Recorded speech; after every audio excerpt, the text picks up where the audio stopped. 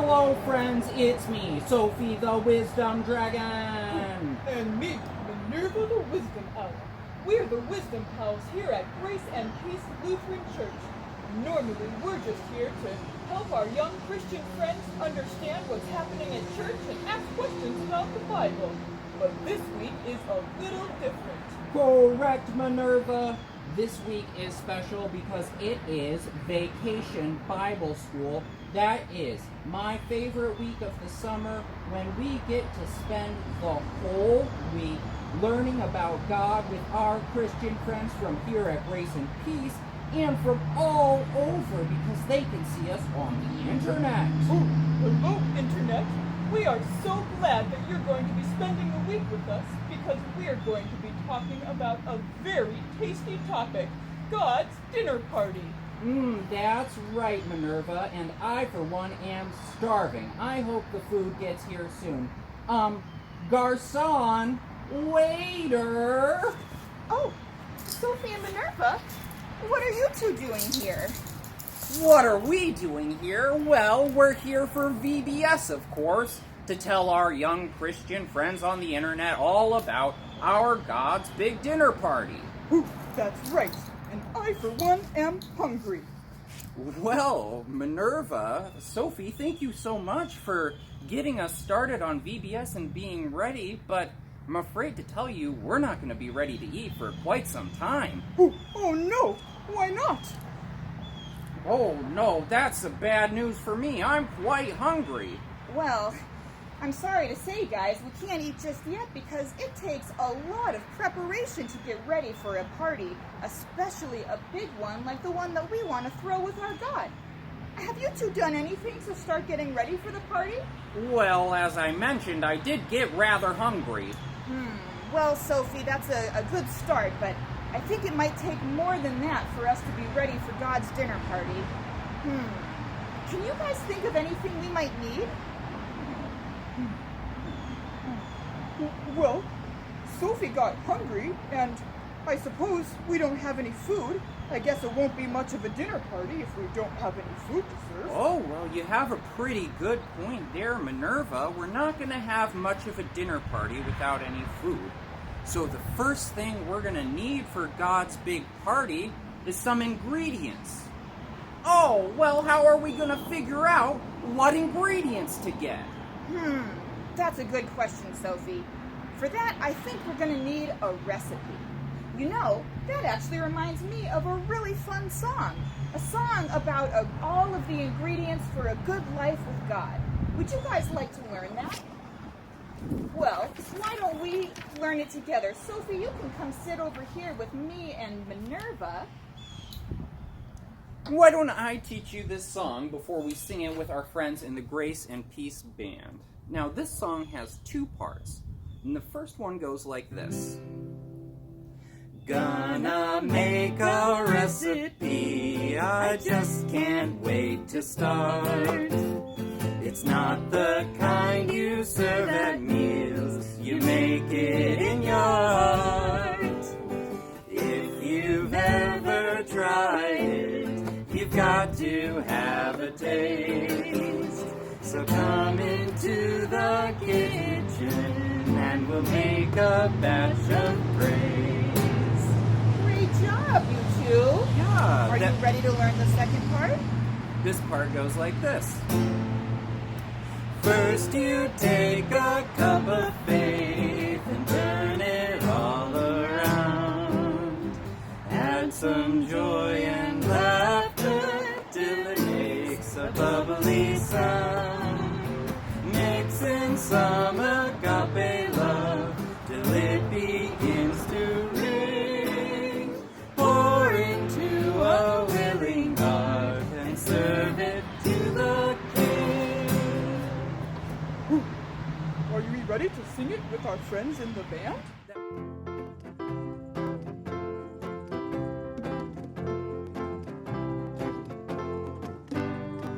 Gonna make a recipe, I just can't wait to start. It's not the kind you serve at meals, you make it in your heart.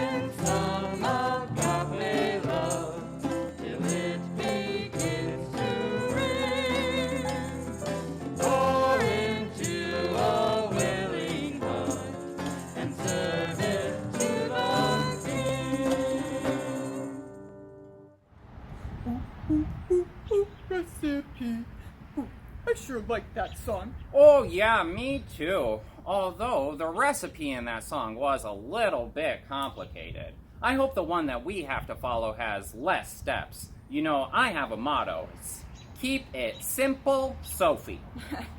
Well, Sophie, that's a good motto. Actually, it reminds me of a great story from the Bible.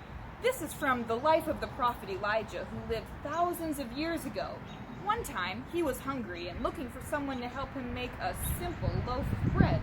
But because he was a servant of our God, what started out as looking for a simple meal turned into a miraculous feast. Oh, well, that sounds like a pretty interesting story, and I sure do love stories from the Bible. Do you think that we could hear it now while we make our own shopping list? Sure, Sophie, that's a good idea. I wonder if one of our friends from Grace and Peace could tell the story to us. This story is from the Hebrew Scriptures about one of God's special helpers named Elijah. The Bible tells us about this part of Elijah's life in the book called 1 Kings, which tells the history of the kingdom of Israel as it goes through its ups and downs over the years. Elijah was a prophet who had a hard time because he lived when the people of Israel were not doing a very good job of listening to God. They had listened to some bad advice and were worshiping false gods instead. And they were pretty rotten to the people who were still paying attention to the real God.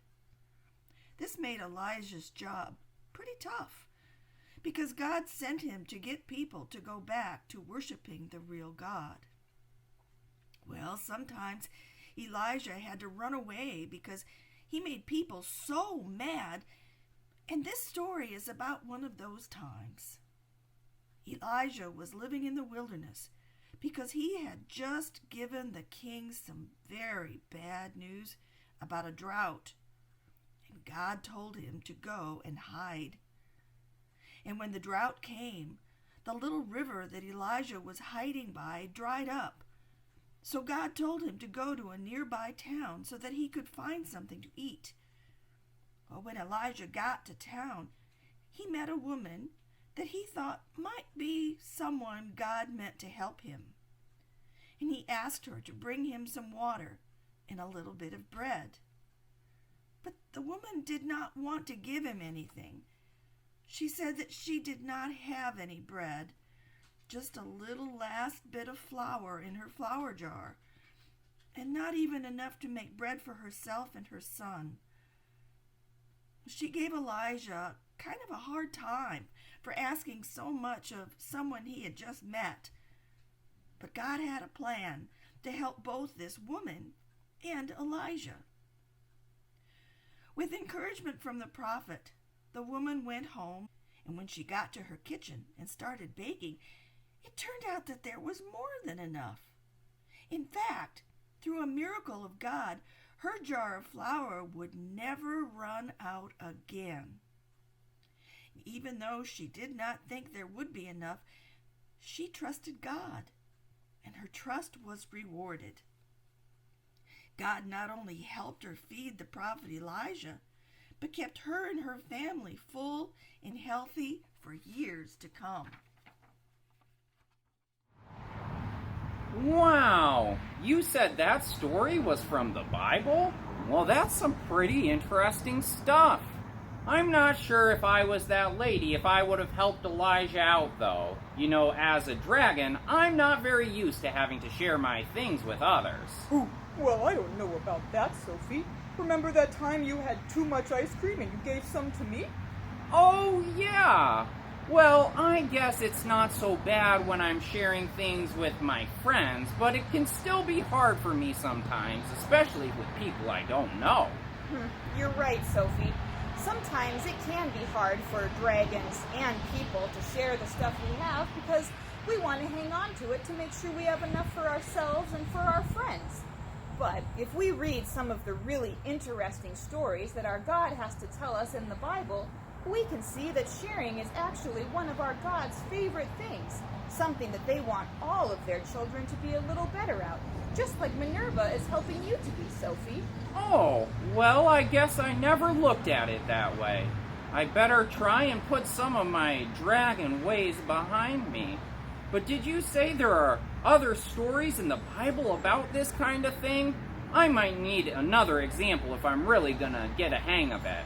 That's a great idea, Sophie. We should hear another story from the Bible, but weren't you just saying that you were hungry? Oh yeah, I'm famished. I'm actually feeling quite peckish as well. I could eat a whole bunch of worms. Hi everyone. Today's snack is dirt and worms. So what you're gonna do is open up your pudding cup. You're gonna crush up your Oreos. You're gonna add some dirt on top of that. And then once you got all your Oreos crushed up, you are gonna add some of your worms.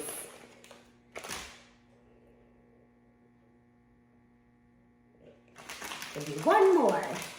Oh, two more. There we go. Enjoy. Soon after he got his start, Jesus went with his disciples to Jerusalem to celebrate Passover at the temple. This was a very important holy festival for Jesus and his friends, and the temple in Jerusalem was the most important place for their faith.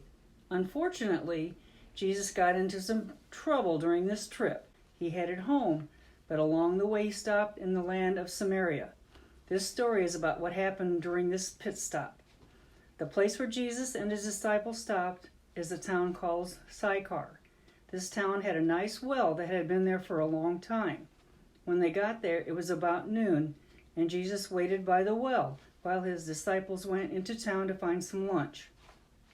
While Jesus was waiting there, a woman came to the well to get water out. This was a little unusual because most people would have come to get water out of the well in the morning or in the evening, not in the middle of the day when it was so hot out. When Jesus saw this woman, he asked her if he could have some water because he was thirsty from his travels.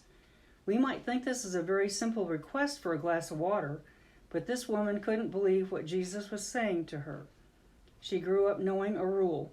Samaritans like her do not share things with Jews like Jesus. One of the most important reasons our God Jesus has come to earth was to straighten people out about a few things. And so he knew that the rule about Jews and Samaritans not sharing things was not a good rule that came from God. Instead, this was a rule that caused a lot of problems. It was something that was hurting people, so Jesus wanted to do away with it. This woman had come to the well at a strange time of day when no one else came out because she wanted to be alone, and it seemed like she didn't want to talk to anyone. But Jesus talked to her anyway, and he seemed to know everything about her, even things she was trying to hide. She was embarrassed about these things because they made people look down on her. But instead of ignoring her, Jesus spoke to her with respect. This is very different from how most people treated her. By talking to Jesus at the well, the woman realized that he was the Messiah, which is a very important person a lot of people had been waiting for. Jesus told her that food and water would keep her tummy full for a little while, but living a faithful life would keep her heart full forever. He said it was like living water, which made it so that she would never be thirsty. This woman knew this news was too good to keep to herself, so she went and told everyone in her town about Jesus, the incredible person she had just met. She came to the well for just one ingredient, but ended up meeting God. I liked that story too. My favorite part about this one is that even though at the start the woman didn't really want to share with Jesus, by the end she was sharing about Jesus with everyone that she met. Sounds like someone we should try to be more like. That is exactly right, Minerva. You know, one of the great things about our God Jesus is the way they broke down barriers here on earth. He liked to hang out with everyone, people who weren't very popular or who the powerful people of his time looked down on. Sometimes it got Jesus in trouble, but he didn't mind. He knew that everyone had a place at God's table, so he made sure to invite as many people as he could to the party. That sure sounds like Jesus. That's why he's the best. Well, he sure is, Minerva. You know, Jesus came to gather all sorts of people together. Some people around him thought that that was like mixing ingredients from different recipes. They were a little worried that they wouldn't like the results. But Jesus was trying out a new recipe where he gathered people together into the church. And you know what? We're still a part of that today. You know, that reminds me, we still need to gather a few ingredients of our own. If only we had something to put them in. Hey everyone! Hello. Welcome to your first craft of the week. We are going to be making our own reusable grocery or shopping bags that you can use to get ready for the big day. That's so exciting. Yeah, so first you're going to want to make sure that you have permission to do this, that you are wearing the outfit that is okay if you spill, or maybe splatter some paint on. You're going to want some type of newspaper, cardboard, something just to put in the bag so that the paint does not soak through to the other side. So stick something in that bag that you can get paint on. I'm just using old magazines for this one. Okay. And then you will find in your box, you got 3 colors. Now, you also have 2 sponges, but if you have stampers, paintbrushes, potatoes, anything else at home that you want to use, you feel free. So we got some paper plates here that you can use. You're gonna need something to put your paint on or to put your stampers in. Now I'm gonna have you cut these into 2 shapes that you wanna use to stamp onto our bag. Okay. So ask someone to help you cut some shapes into your sponges. I think I'm gonna make a cross or one of them. Okay, and then I'm gonna go ahead and put some of the paint onto the plates. Now these are the primary colors, but you can mix them to make other colors. So if we picked yellow and blue, what color would yellow and blue make? Green. You're right. And what about red and yellow? Orange. Yep. Yes. What about the last one, blue and red? That's a tough one. Purple. Yes. Great job. Thanks. All right, so I'm gonna mix this up a little bit. I'm gonna make a nice dark purple color. I love the color purple. What's your favorite color? My favorite color is green. Ooh. So if you have a paintbrush, you could also paint on your bag. So we could put maybe VBS on this one.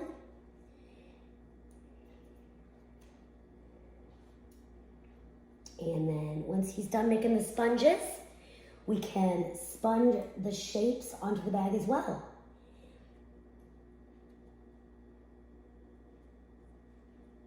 This is looking awesome.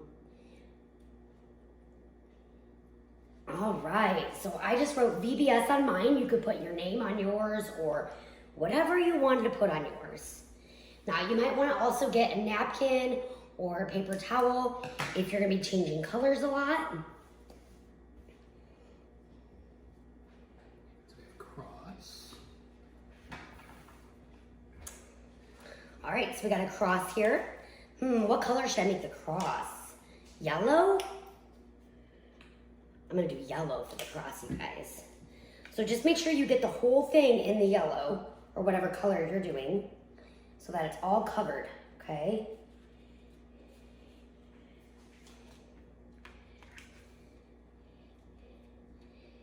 And it's okay if you need help, just ask for help.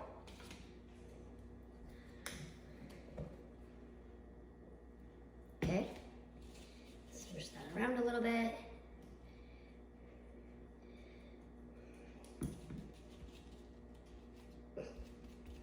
All right, where should I put this? Right down here? I think right in the middle, yeah, right there. Great. And then just push it down, make sure you get all the edges. See, you're gonna get a little messy. That's what makes this project so much fun. Is it your messy Oh, part, I right? love that yellow cross. That looks awesome. All right, what is next? I have a heart. A heart, awesome. Should we do the heart in red, you guys? Okay, Okay, let's do the heart and whoops, red.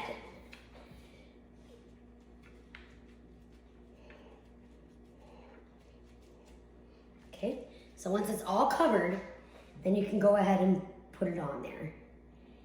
Okay. Why don't you put another one on the other side? Oh, I love that, to make it symmetrical, so it's the same. I love that idea. Okay, let's put them right here. And push, push, push, push. Now make sure you push it down so it gets all the edges. Oh, that looks so great. Yeah, it's awesome. All right, let's show them our bag. So this is the bag I just made. It's got 2 hearts, says VBS, and it's got the yellow cross. Now you're gonna wanna make sure you let this stay out and dry, okay, and not touch it for a while. But go ahead and enjoy making your own personal reusable shopping bag that you can use getting ready for your own party, and then you can use it in the future when you go grocery shopping. We'll see you tomorrow, guys. Ooh, how do I look? Ready to party! Well, not quite yet, although all of our super fun activities today have gotten us a little closer.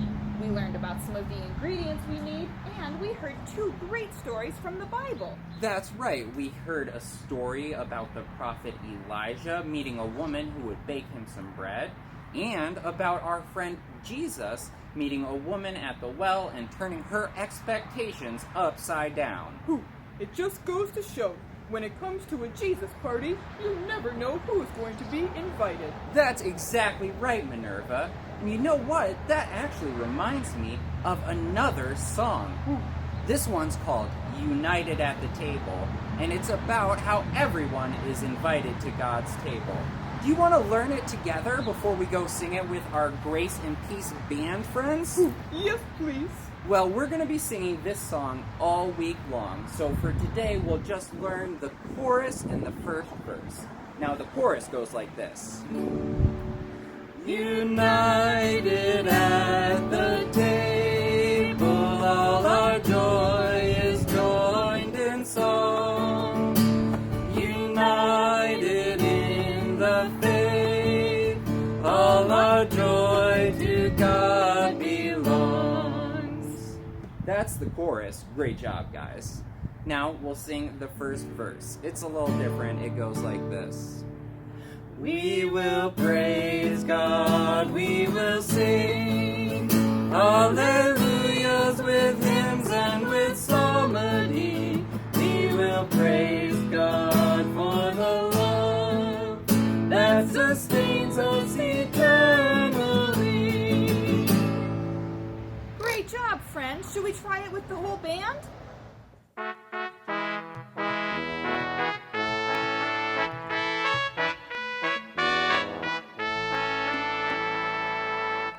United at the table, all our joy is joined in song. United in the faith, all our joy to God belongs. We will praise God, we will sing hallelujah with hymn and with psalmody. We will praise God for the Lord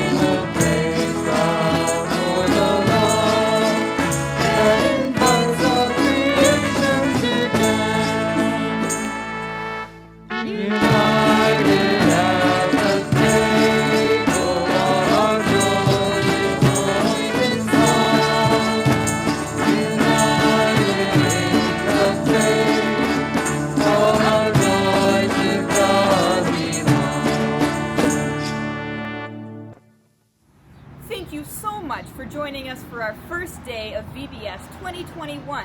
We can't wait to join with you tomorrow at God's dinner party as we keep learning, singing, and snacking along the way. We'll see you tomorrow. Bye, friends!